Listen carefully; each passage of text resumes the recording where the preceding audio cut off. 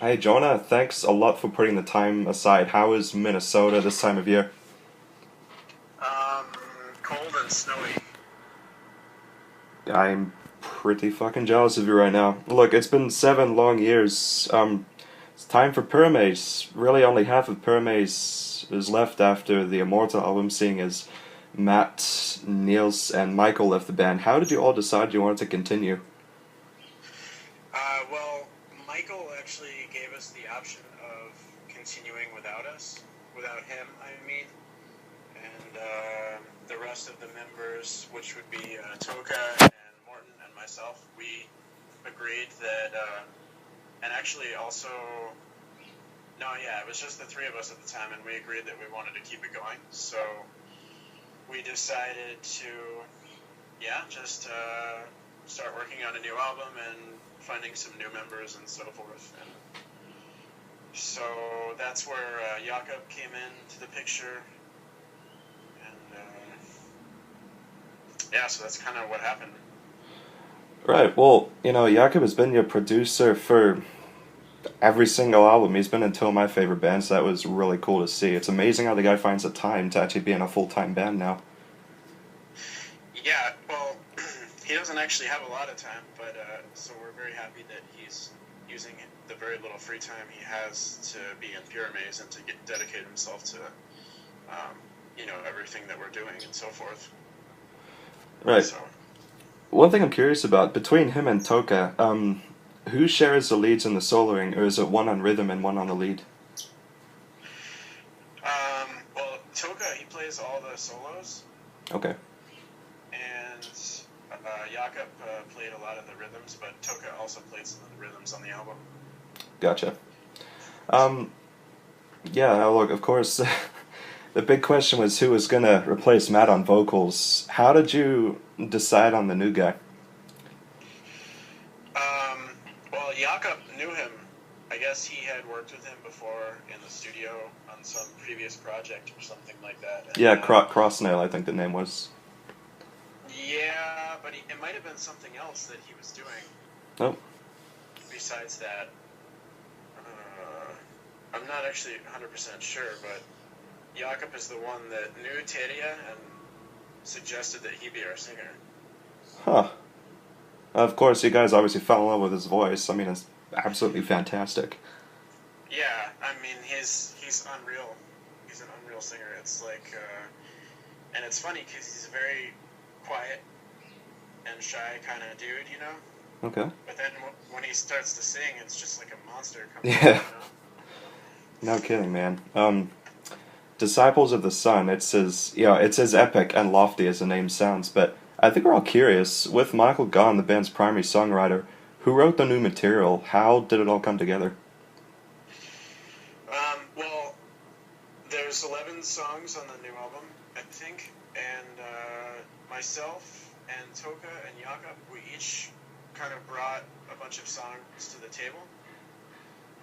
And so I wrote three, and I think Toka wrote three or four, and Jakob wrote three or four, or I don't know where my math is at right now, but it's something like that. Okay. And so the songs that I wrote, they just kind of reworked a bit in the studio because I was over here in the USA. And then, so that, they kind of added their touch to it and whatever. And then, obviously, the songs that they both individually wrote, they kind of just worked on in the studio. And I might actually be kind of ignorant about some of the process because I wasn't there. Right. Well, So I'm not 100% sure actually how it all went down, but so. okay, fair enough. I heard that the band brought in a couple of members from Anubis Gate, Henrik and Kim. What part did they play? Henrik wrote our lyrics for us for our new album. Oh, all of them? Yep, all Oh, of the lyrics and vocal melodies. I think he wrote a lot of also. okay.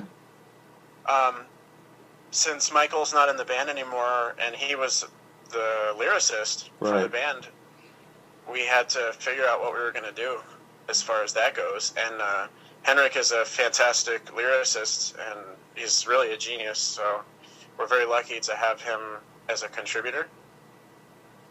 Wow, that's fucking awesome. What about Yeah. what about Kim? Um, I think that Kim actually added a couple keyboard parts. Okay. Yeah, not a lot, but I think he added a few things here and there. Huh. Interesting. Yeah. Well, the album is obviously still Pyramaze, but it sounds like a completely different machine compared to the previous. Is it the kind of change one can expect from a 7-year gap and massive lineup changes?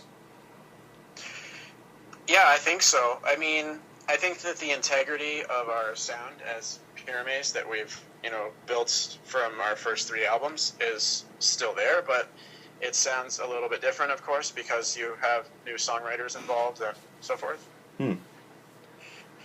Good. I wanted to talk about a little bit of the first metal song of the album, "The Battle of Paradise." I love how the choruses progress from like a premonition to a realization and then a resolution. Is Paradise a real place, or can you perhaps shed some light on that track? I think it was some historical battle that happened. I'm pretty sure. That's all I can really tell you. I don't know. All right. For sure. I'm just the keyboard player, man. So. Okay. Cool.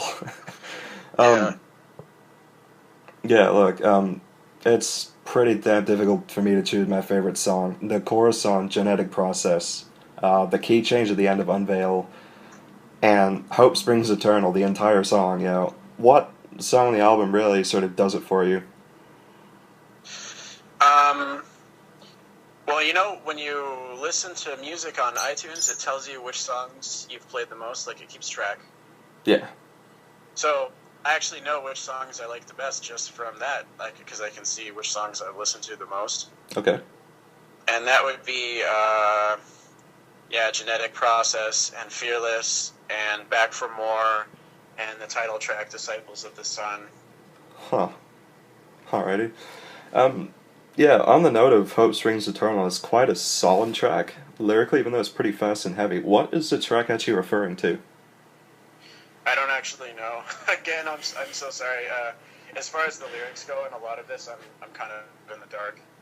Oh, okay then. So, but I think a lot of it is up for interpretation, though. Right. Alrighty. A couple of things about you. You're a keyboardist and a composer, right? Yeah. Who are your primary influences? I would say my number one influence is probably the composer for film, Hans Zimmer. Huh. Alright. And there's a pianist named George Winston that I just love and that I've grown up listening to. So he's influenced a lot of my piano material.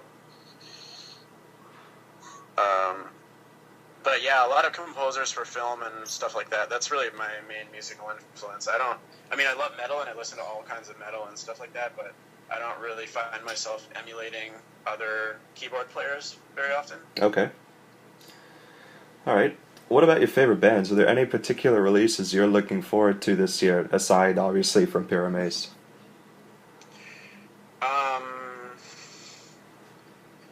Man, good question. Honestly, I can't even think of one. Not even Camelot? Sure, the new Camelot, yeah. But I got all the albums that I was excited about. I just recently bought, like, a lot of ones that came out last year, like the new At the Gates and the new Amaranth. And oh shit, man! I fucking love Scar Amaranth. Symmetry.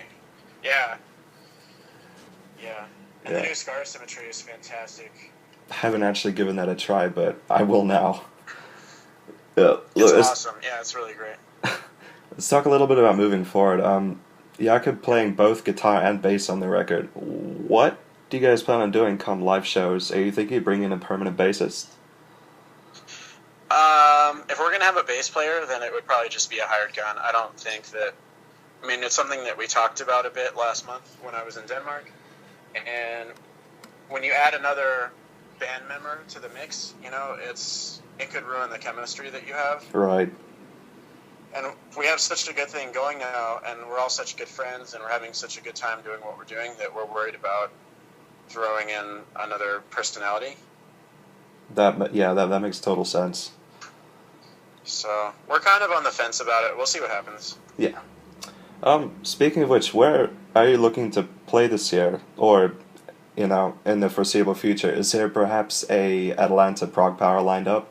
I know that's where almost every single progressive metal band plays under the sun these days. Yeah, and we have played Prog Power before. We played it in 2006. Oh right, after Bone Cover. Yeah. Yeah. And that was a really great show. We're working on some shows right now. I can't really reveal the details on them. Of course. But, we're not doing Prog Power this year. The lineup is set. Right. But who knows about the future? Of course. Well, honestly, that actually wraps it up for now. Thank you very much for your time. It was good to talk to you. Are there any last words you'd like to leave? Well, the new album is coming out in Europe on May 22nd, and then in the U.S. on May 26th.